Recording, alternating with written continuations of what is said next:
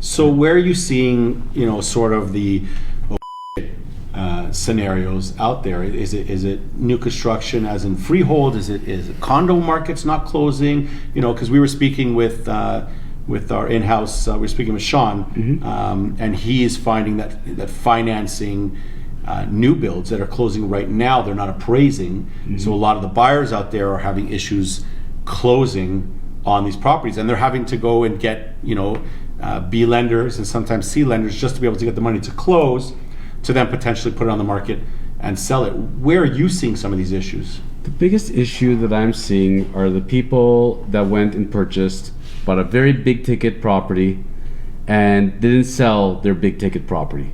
And when they didn't go to sell, it's not that they didn't sell, they didn't get the price that they wanted. They want the prices from last year. They purchased the property at this year's prices, but still want to get a price from last year for their sell property. That's the oh shit moment. Yeah, and that ties down 1,000% to the realtor that they're dealing with. If sellers cannot be made realistic, they need to understand what the real market is. We always joke around. We say there's three prices in the marketplace. It's what the seller thinks it's worth, which is generally here.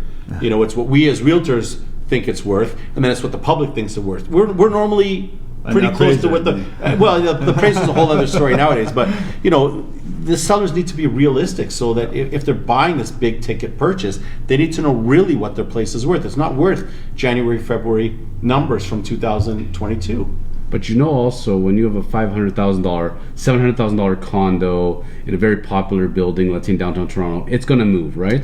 Well, once you start getting to that price point, $2 million, $2.5 million, $3 million, $3.5 million, and it's in a select area, you need a more discriminating buyer. Bro, this market is so right now, because that comment, as real as it would be any other time, it's not even consistent now. That $700,000 condo that you might think is like a no-brainer because it's a crazy amazing building and there's nothing for sale in that building, and what people are looking, it still might not sell. There is stuff in great condos right now. There are some huge opportunities for properties right now for those looking.